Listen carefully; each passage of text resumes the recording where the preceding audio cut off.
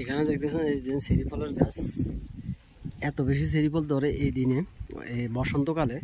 মাশাআল্লাহ দেখতেছেন পুরো গাছটাতে প্রচুর পরিমাণে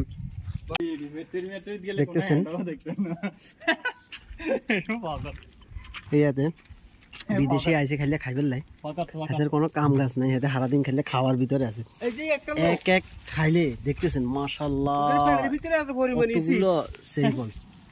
হাতে লোয়া কিন্তু আসাম করি গেলা লোয়া স্বাদ লাগে, টক টক আছে গাছ। গাছে এত বেশি মাশাআল্লাহ ফল, আল্লাহর কি নিয়ামত দেখতেছেন।